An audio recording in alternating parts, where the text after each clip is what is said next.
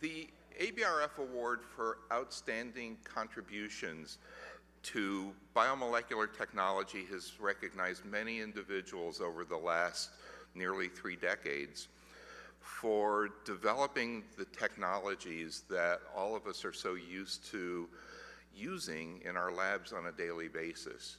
And many of those include I think 6 Nobel laureates. So this is a rather distinguished group of people. But we have to remember that the term contribution really goes beyond technology development. And this is what we have focused on, but now it's time to consider those contributions that also impact ABRF and its members. And this is going to be the case for today's awardee. Before I start the introduction, I'd just like to see a show of hands. How many people here have either written, contributed to, reviewed, or even used equipment purchased off an NIH shared instrumentation grant? Show of hands. I think we're going to show Dr. Alving today her impact on ABRF. Consider this. Since the program was developed at NIH, approximately $2.5 billion, with a B, dollars, have been allocated to over 5,000 shared instrumentation grants. That's staggering. This year's recipient of the ABRF Award for Outstanding Contributions to Biomolecular Technologies deservedly goes to Dr. Barbara Alving, who directed the National Center for Research Resources, or NCRR, as it was commonly known, for many years, where this program was administered. This includes 2009-2010, which, if those of you who are old enough to remember, was during the American Recovery and Reinvestment Act that provided NIH with, I believe it was $10 billion total. Of that $10 billion, $1 billion went to NCRR, and Dr. Alving and her staff had to allocate all of those funds into grants in 2 years. Many of those went into shared instrumentation grants. So we're indebted to Dr. Alving and her colleagues at the NCRR, as well as Dr. Franziska Grieder, who runs the Office of Research Infrastructure Programs at NIH, that has now continued this tradition of awarding these grants, and her staff. So without further ado, Dr. Barbara Alving.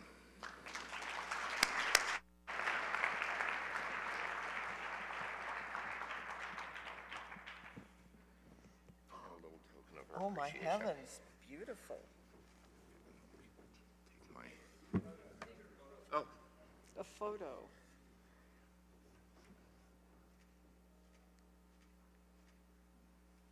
Thank you so much. Well, Nick just gave my talk, but that's all right. You know, I can just do that again. Certainly, I would like to thank you, Nick, and also I do accept this on behalf of all of my colleagues. Today, you may know that the shared instrumentation grants comes from the Office of Research Infrastructure, commonly known, and I'll talk about this as ORIP, because we love to have acronyms. Dr. Franziska Grieder is still in charge of it, as she was back in NCRR when she had a different title. So although there are changes, there is still a common thread.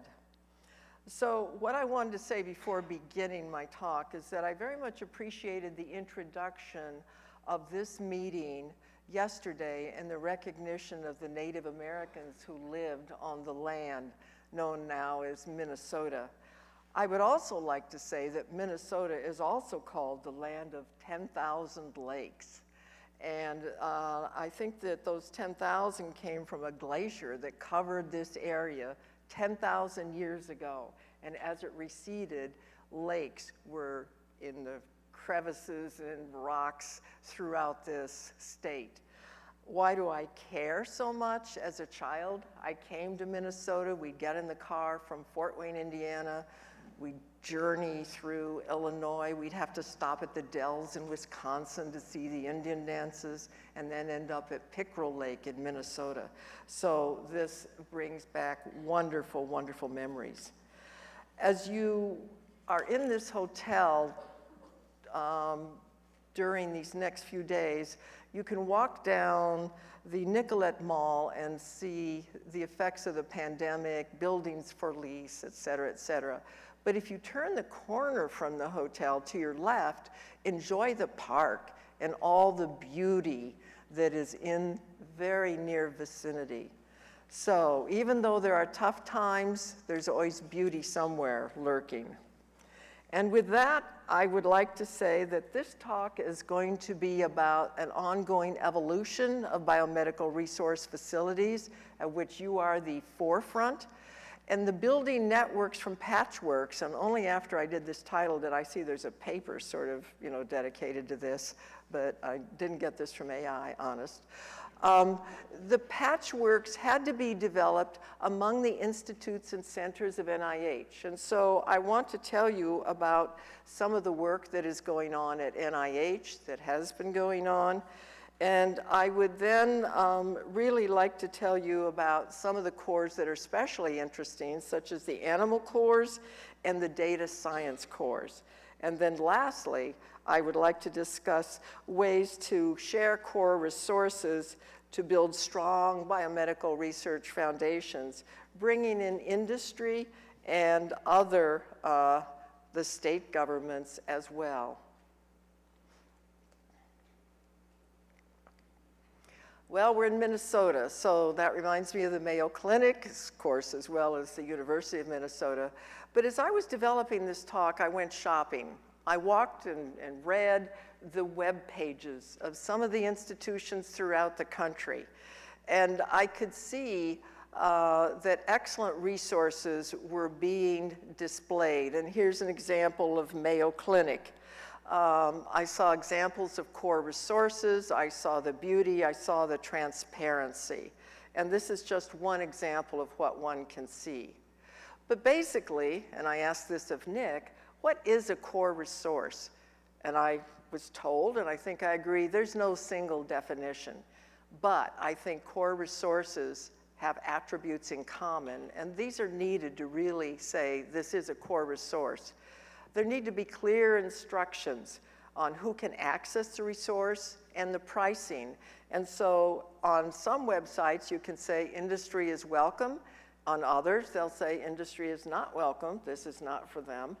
And that's okay. It's transparent. There's quality control of the instrumentation. There are personnel who are responsible for the core, and there are personnel responsible for training the investigators. So here we are at ORIP now with Dr. Francesca Grieder. And under her is the Division of Construction and Instruments run by Dr. Ning Lee. And he's going to be here later tonight, and he'll be giving a talk tomorrow.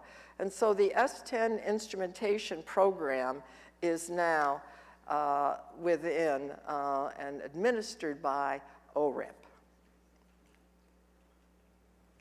Well, there was an evolution, as Nick mentioned. This began in 1982 because it was recognized, and at that time it was in the National Institute of General Medical Sciences, that investigators needed to have additional funds if they were to carry out something beyond, to take care of their needs for their R01 grants. And so shared instrumentation was born, and one could ask for $75,000 to $250,000 per instrument.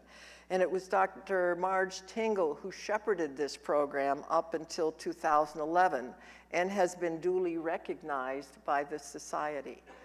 So from about 2010 onward, the shared instrumentation was certainly available between $50,000, $750,000, and then the high end. Who would have thought you could ask for $2 million when this was first developed in 1982? But what I think is really interesting is that there have been some changes in the S10, which we'll talk about later. As was mentioned, we had a very good progression of the program and then a wonderful blip. So again, as one can say, from bad things, good things can still come. The bad thing was a severe recession in 2008, 2009. The good thing was that President Obama was in office and developed the American Recovery and Reinvestment Act. This meant that $10 billion with a B dollars went to the NIH. NCRR received $1 billion with a B to disperse essentially within 1 year. And so 300 million went to shared instrumentation. This tells you to be on the alert. Always be aware. I know many of you, I know I did this when I was in the military. I look for those year-end funds that you have to spend before the close of the fiscal year. So always have something in your pocket. The CO6 construction program could be funded with the ERA program, but you had to prove that it was really ready to be built. So this was an excellent opportunity for us. And as the $1 billion came into NCRR, along came members of the GAO, the Government Accountability Office. And they wanted to be sure that we were going to spend those dollars wisely, that there would be no graft or corruption. Well, after a few days with us, they got very bored. They packed up their bags and left. And I'm pleased to say that we were never in the Washington Post, because if you're at the NIH, unfortunately, they only will print any sort of adverse thing they can find. We also have members of the Los Angeles Times living in Bethesda, so one has to be very, very careful. But we can also see now, this is what I call the democratization of the shared instrumentation grant program. What has been developed is the basic instrumentation grant, and this is a limited competition. This is for institutions that really have not gotten more than $500,000 in shared instrumentation equipment in the last 3 years. They have to have 3 major users with active NIH grants, but they don't really talk about which type of grants are needed. But this is even more interesting, the resource-limited institution shared instrumentation grants. And this is for institutions that get a very low level of NIH funding and that have a diverse student body and that is really working with undergraduates and bringing these instruments into their classrooms. So what is interesting is that even beyond NIGMS, about 15 institutes, centers, and offices have signed into this. And so they will fund the shared instrumentation that they feel is most important for their programs. Furthermore, the PIs do not have to have active NIH research awards at the time of this application. Well, I've mentioned that Dr. Greeter is a veterinarian, and she's also in charge of the Division of Comparative Medicine. And under the division is run by Dr. Stephanie Murphy, who is a VMD, PhD. Now, VMD is not a typo. VMD is a Veterinarii Medicinae Doctoris, and it's the same as a DVM, but this is awarded only by the University of Pennsylvania Veterinary School. So I would assume that Dr. Murphy is a graduate of this. Just an interesting fact. So animal models are important, and we're going to hear a whole session on this after this talk. And funding for improving resources and methods for validation, for improving rigor, reproducibility, are all put out by the Division of Comparative Medicine. There's also awards for training for veterinarians and students. There are the mutant mouse resources. And there are the famous, or maybe infamous, 7, there once were 8, but 7 national primate centers. They're beautifully run, they're scattered throughout the country, and they have provided decades of research for vaccines and for numerous other critical studies.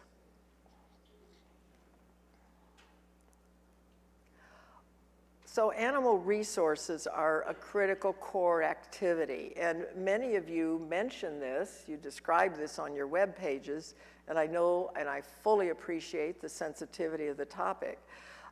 Emory Integrated Core Facilities, for example, list their division of animal resources as one of their integrated core facilities. So that means they have animal care specialists, veterinarians, technicians, and integrated IT. What's interesting is that new technologies, such as AI, are being adopted to increase the efficiency and to reduce the cost of animal care, and we'll hear about this at this meeting. My question would be, can we use AI to determine the best animal models for specific research questions? So often we ask a question and we choose an animal model because we've got mice on our campus and can work with them, but we really need to be much more thoughtful and can really find out what has gone on in the past. And there, for example, are at least 7 animal models for the exploration of research in COVID. But I don't really consider animal research as preclinical necessarily all the time. For example, we have a New York Times report of March 25th, where surgeons at Mass General transplanted a pig kidney into a patient with end-stage renal disease, a 62-year-old man who had already had a failure of a human transplanted kidney. This was a medical milestone. Furthermore, this man was discharged from the hospital 2 weeks later. Now, it took something like I think 69 edits to the genetic code in the pig to reduce immunogenicity. And of course, there were all types of viral studies before this could be accomplished. But nonetheless, I think this shows what might possibly be of use in the future. So let's look at the growth and the expansion of core resources. Well, this can occur within a university. And about 10 years ago, I had the opportunity to walk all across, throughout, poke my nose into the laboratories of a very large public university. The vice president for research at that time had no idea of all the, well, I won't call them cores, of all of the equipment that was on this very large public university campus. And so several of us went around and lab by lab looked at this equipment and saw what could be done with it. And now 10 years later, there's actually a very rich web page that describes all of the cores that are available, along with descriptions of prices and availability. I would say that if you don't see core resources listing animal resources, the one person you can always go to, or the one office, is the veterinary office. Your veterinarians will certainly know what's on your campuses because they have to conduct reviews for ALAC accreditation. So they are always good persons to turn to. And over the years, there has been also the concept of institutions working together within a state, and I'll give several examples of that. And as we can see, we're going to talk about the IDEA program, or the Institutional Development Award program, and also the NCI. So prominent funders can be not only the NIH, but also industry and state government. So let's take just a look at the IDEA Development Awards. These are institutional development awards that go to about 24 states that have less than a certain amount of NIH funding. Well, why do they have less than a certain amount of NIH funding? you can see they're geographically and population-wise challenged. Now, this was developed by Congress. This is a congressionally mandated program developed in 1960. Do you think it will ever go away? No, it will never go away. But tremendous richness has come out of the IDEA program. And this is funded now by the NIGMS, or National Institute for General Medical Sciences. It really provides an excellent, I think, foundation for funding for developing core resources, because mandates are placed among this. During the past 7 years, since leaving the NIH, I've had the opportunity to be on the external advisory committee of the IDEA network of Biomedical Research Excellence, an IDEA program, and it's now headed by Melinda Duncan. And it's an extraordinary program, and through the years, they have managed to have a network now of 20 core facilities open to investigators statewide throughout Delaware. Well, you can say that's kind of a small state, and it is. It'd be a bigger challenge for looking at across Montana, Wyoming, but it's been very important. One of the critical things that are now needed, the mandate is to have a data science core. And the University of Delaware is very fortunate because they have a data science institute. And so they are in an excellent position to carry on in this area. They also have been mandated, meaning the IDEA states, to have a very strong steering committee that includes a vice president or president for the university, so that they are recognized at the very top rung of the ladder of their institutions. But to foster the viability of core resources, they have funding for emergency repairs, they train their core facility in new methods, the staff, and they have support for supplies. They're always trying to increase efficiency, and they have something called PI-STAR, which is an automated system for annual grant reports. And of course, those reports are hundreds of pages long. I'm not sure who reads them at the NIH, but I'm sure they're read. There's increased visibility to local industry to increase their user base, financial viability. And on our external advisory committee, we had someone from industry, someone from bio, who knew very much about how the IMBRE investigators could be connected with industry. What's also very interesting is they make liberal use of vouchers for faculty research programs so that faculty can explore new methods or can get preliminary data for grant support. So they have found multiple ways to provide resources. And so these 20 core resources are spread throughout the state of Delaware. This is not an easy thing to do. This requires hours and hours of working together, of agreements, and basically, I think one word, trust. You have to trust and be transparent. And Dr. Duncan, Melinda Duncan, is excellent in this. Well, let's go to Virginia. Now, you see, I'm kind of staying on the East Coast, but I don't get to travel much, so I'm going to show you the Mid-Atlantic. Virginia is not an IDEA state, okay? But Virginia has the Virginia Biosciences Health Research Corporation. It's a 501c3, and it was really initiated by the Assembly, funded by their Commonwealth, and they developed a memorandum of understanding with 7 public universities so that they could share core facilities. In other words, it was sort of an outside force that helped these universities get together. And why did Virginia care? Because it's all about, in their mind, stimulating the economy and bringing new businesses to the state.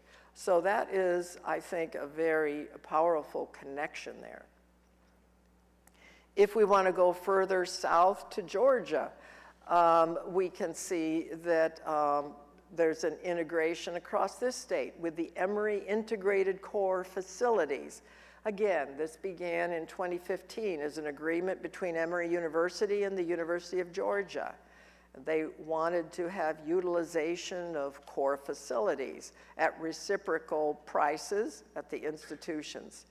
But now it's expanded to 8 partner institutions with sharing of core resources, again under an MOU, and again aided by the Georgia Research Alliance, which is nonprofit, public-private. But the Alliance works with the whole university system of Georgia and Georgia's Department of Economic Development. And again, it includes university presidents on the board. So the core resources, their importance is recognized at the highest levels. If we want to also look at another strong foundation for research supports, we can go to the NCI-funded cancer centers across the United States. And you can see in those states that don't have cancer centers, there is the funding from the IDEA program. So essentially, you could say, we sort of got it covered. And the NCI, through the cancer centers, is providing funding for core resources and in some other areas, as we'll see. There's a regional Mid-Atlantic consortium that has grown out of the cancer centers. And again, I think Dr. Jay Fox, who's here, is one of the promoters of this, as well as Dr. Nick Ambulos. And you'll see that this shared services consortium includes the Georgetown Lombardi Comprehensive Cancer Center, the Sidney Kimmel Comprehensive Cancer Center at Johns Hopkins, the Cancer Center, Marlene and Stuart Greenbaum Comprehensive Center at the University of Maryland. We've got the University of Virginia Comprehensive Cancer Center, and extends all the way down to the Medical University of South Carolina Hollings Cancer Center. So they are working together. And we can also see that the sharing of their core resources are, their resources are in slightly different areas. Analytical pharmacology, a translational lab for preclinical studies of a new drug, cell processing and gene therapy facilities, and the biomolecular magnetic resources facilities, and also, again, biomolecular imaging for small animals. However, I am assured that researchers who are not involved in cancer center funding and who are not directly doing research in this area can still utilize these resources. So cores need teams. They need rainmakers, and the rainmakers are vice presidents for research and other leaders of steering committees who can interact with university president and with state industry and state government. And they need investigators who can work with the NIH program officers and serve on NIH consuls. And they need personnel who will have a career path. And here's where NCI comes in, offering a research specialist award for core personnel. And they need science administrators who capture funding opportunities from NIH and from NSF. And I see that on the ABRF website, there's also a section that describes some funding opportunities. And I know it would be a real challenge to keep up with all of the latest information, because there are always new twists and turns from the NIH. So, core resources, present and future. Now, we're going to have this laid out to us, I think, after this talk, but I simply would like to say cores are dynamic and ever-changing. We'll get new cores, other cores will disappear. The next big things will be utilization of AI. And I think even at this meeting, you could go to several of these sessions and see where AI is already being utilized. And in next year, it's going to be embedded even further. And it's going to be utilized in so many ways. There will still be, from the NIH, a strong emphasis on data science and reproducibility. And I think core, you know, the cores will have to really understand how far do they get into this, how do they do this, and who will do this. It's not going to be easy for every core to undertake some of these challenges. And that, again, means there has to be some sort of collaboration. So NIH and the institutes and centers lead, but they also respond. And the evolution of the core resources is really a result of bidirectional activity between NIH and you, the biomedical research community, and throughout the country. And you can influence the NIH's many ways, as I have mentioned. I would also urge you to have some meetings near the NIH in Bethesda. And this makes it very easy for program officers to drop in, invite them to be on panels and to speak.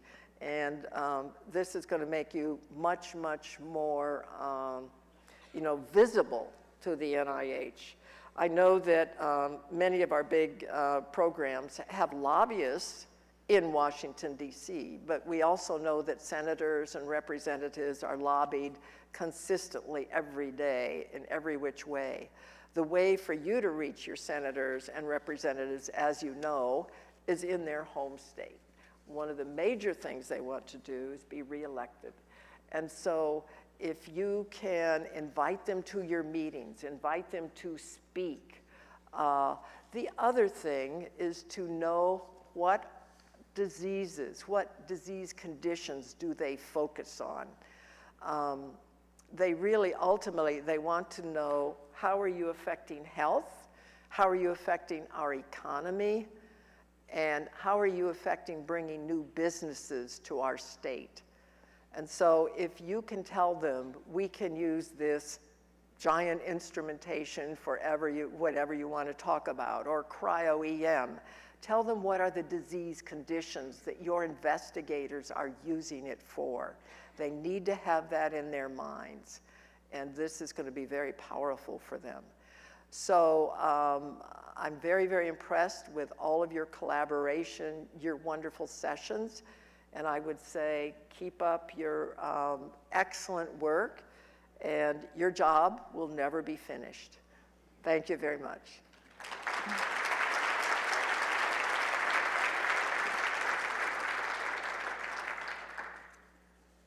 If there are questions, please go to the microphones that are set up.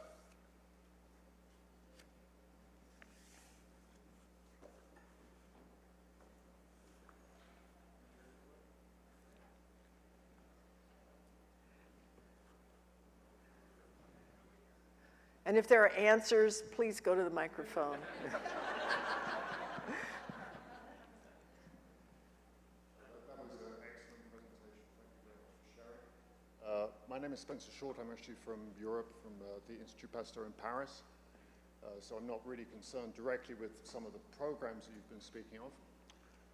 But I thought it was interesting that you mentioned AI as a means to leverage reproducibility, rigor and reproducibility. I sort of got the message that you were reflecting on the possibility of using AI, perhaps in the context of these consortia, these regional consortia, to leverage the capacity for core facilities to actually deliver high quality data with rigor and reproducibility. And I sort of get that I think is a message I understood.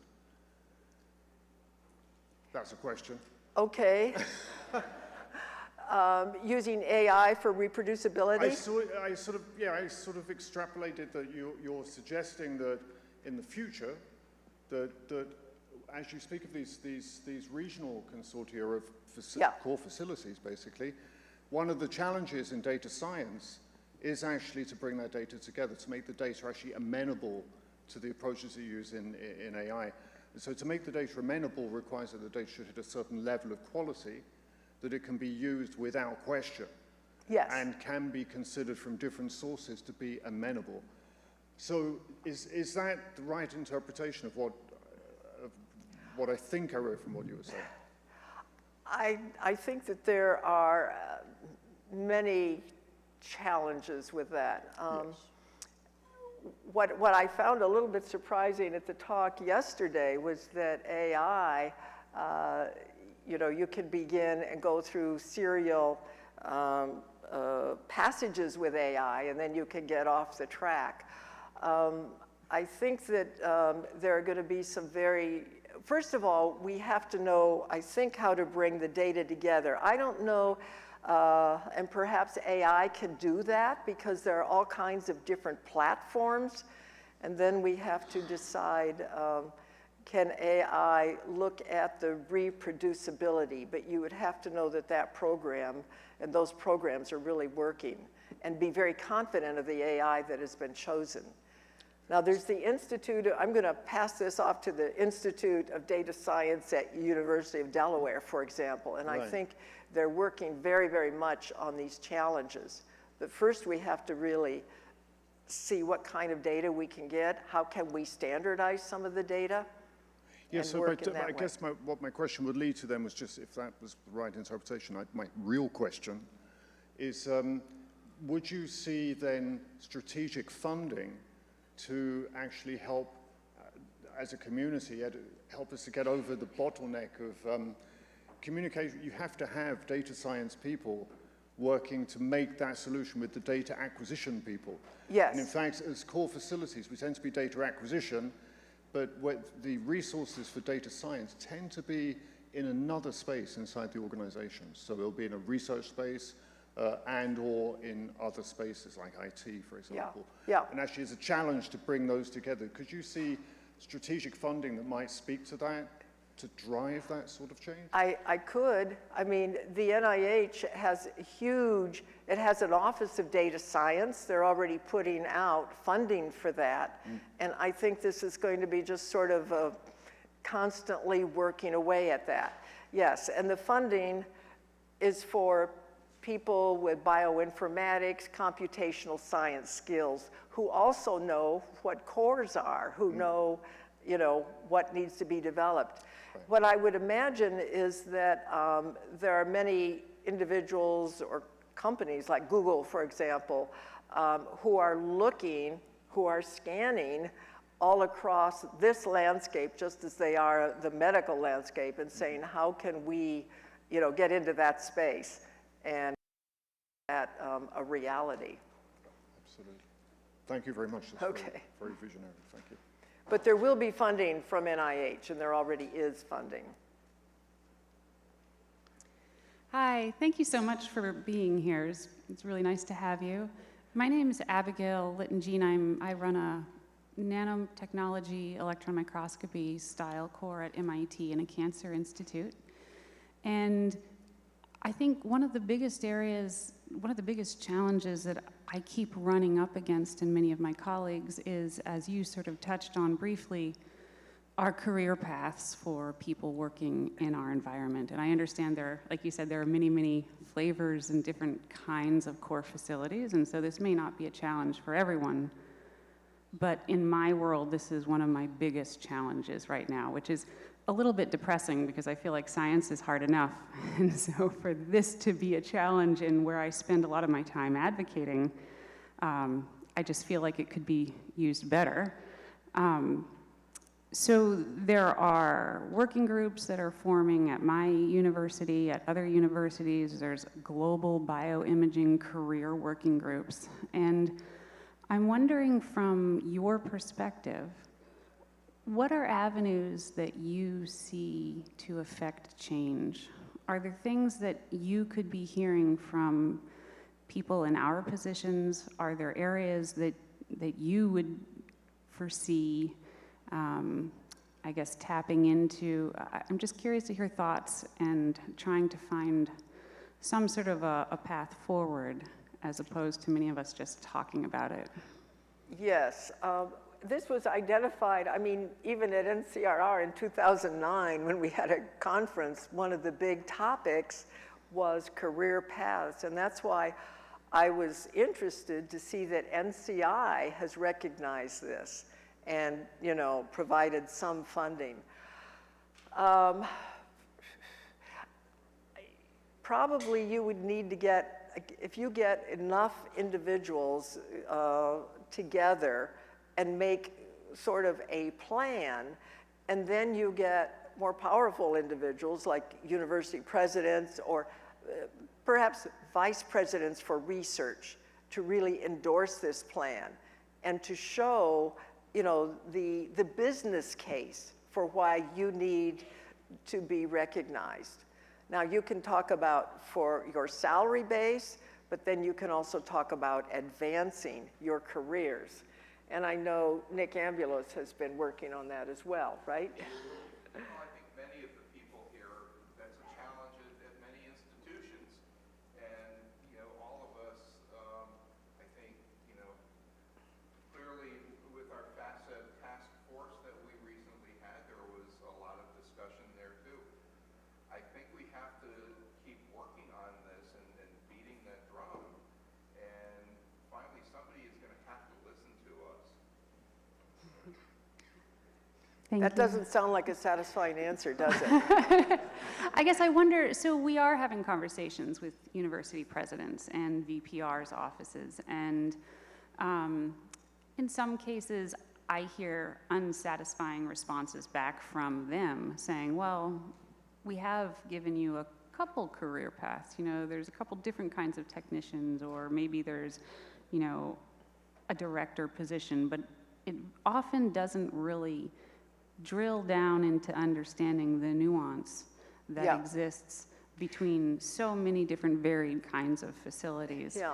And I'm sort of wondering, you know, let's say somebody does get it right, and we have some really great success talking with people in these powerful positions.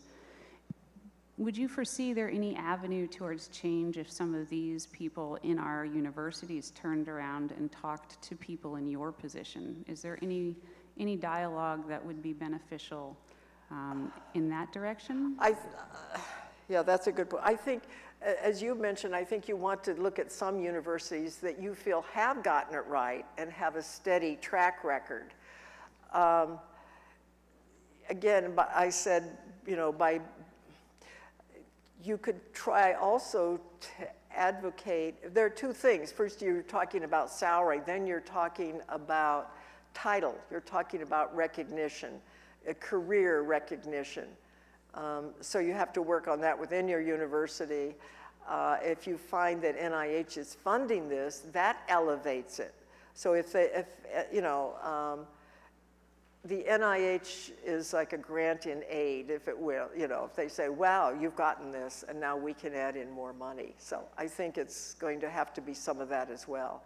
But there is strength in numbers, and if you show a business case for it, and you can show other universities that have been highly successful and have retained, you know, and are doing excellent development of their shared core facility in industry, that's, and you know, showing utilization, bringing in NIH and NSF grants.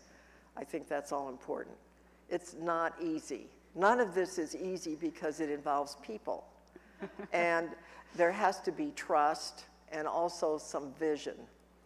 You had mentioned with some of the other granting mechanisms, universities showing, yes, we have faculty with grants that are already connected to the NIH, or that the university is taking other measures to provide resources for data sharing and things like this. Could you ever imagine a situation where universities would be looked on more favorably if they said, hey, we have career paths for people that are working in these highly technically skilled core facilities, and we, the NIH, might look more favorably on you universities that are providing these for your facilities? I don't think you can count on that, but you could count on maybe if the universities have these excellent opportunities, you're going to get top quality people for those cores. But that won't translate back to the NIH. I do not believe it will. Thank you. Okay. I'm being honest. Hi, excellent talk, and thank you for coming to our forum here. My name is Guru Murthy. I'm from University of Nebraska Medical Center. I run the Transgenic Core Facility. And we actually talked to quite length about this particular topic, what I'm going to bring up right now, just a few minutes ago. one of the suggestions or the proposal I would like to make is that like NCA has started core facility employee recognition kind of like a program. May I suggest that like other institutes in NIH also come forward and start R50 grants for like core facility employees? That would help kind of like strengthen or make, we are talking about like core recognition, like employee recognition. We are talking about like employee retention. Some people are not even having jobs, like some cores are getting closed and things like that, just because there is no stability, no support from the institute sometimes. Like if there are more R50 grants coming from NHGRI, NIGMS, and multiple institutes, just 2 or 3 per institute should really help, will help our community quite a lot. Yeah. That's my personal You know, opinion. also, if you could really convince, let's say, NIGMS about the importance of this, and you could frame it in certain ways, then maybe they can get other institutes to buy into this. So is there any discussion or dialogues going on in like Oh, NIH level? I would not want to speak for NIGMS or anything, but I think many of you have interactions with perhaps John Lorsch, who's the director. If there are different ways you could frame this, but if you can get maybe 1 or 2 institutes to see your point of view, when funding opportunities come out, as you may know, they are sent around to all the other institutes and centers, and then they'll decide if they're going to sign on or not sign on. And so I was so impressed to see that like 15 institutes have signed on, you know, to one of our S10, one of the S10 instrumentation awards for resource-limited institutions. So like S10 is a major grant. Like here we are talking about just like maybe $500,000 from each institute would kind of like support at least 2 or 3 people's career. Yeah, yeah. Maybe I can discuss that with you later in greater sure. detail. Hi, thank you. That was a good, wonderful talk. I'm Jonathan Hoyne. I'm a core director for Targeted Biomarker Core Laboratory at Mayo Clinic. There's a rise in the number of multiplex in the hundreds and thousands of affinity-based reagents. And what they actually bind is uncharacterized. And NIH is spending a lot of money for cohort studies in all of the various different disease states. And at the end of that, people are going to figure out what they were binding, and then we're going to have to do it again. And so I was wondering, when we talk about strategic funding, the strategic funding for the characterization of what affinity biomarker studies are actually detecting, the different proteoforms. And I don't know if you can speak to that or just socialize it with your colleagues. Perhaps socializing it. You would like more funding to... Well, I mean, I think we could be efficient with resources, and I mean we, the big United States, we, not me and my friends. I think if you could look at the people who are running all of us study, for example. Have you thought of talking with them? No, but I will now. Thank you. Okay, okay. Last question, Andy. Okay, I just wanted to say, one thing I wanted to say is thank you for being honest about the NIH potential attention to core careers. I think it's important for all of us to remember that this is a great place to start talking amongst ourselves and developing some of these programs. The more that we can have similar career trajectories from one institution to the other, the more we normalize that, the more opportunity we have to bring something of substance to the next step, which might be, you know, normalizing that from the NIH's perspective and having a little bit more teeth behind it. So I'm from Oregon Health Science University. We've developed a core career path. Would hope to, and we engage with a lot of other folks who are doing that. There are some that are posted on the ABRF website. And the more we can talk amongst ourselves, the better for all of us. So I think so. Having a very unified, as I said, business case and showing what you have done and what you need to do. And it'll give them something to respond to, the various institutes. thank you. All right. Thank you again. Thank you for all. Thank you.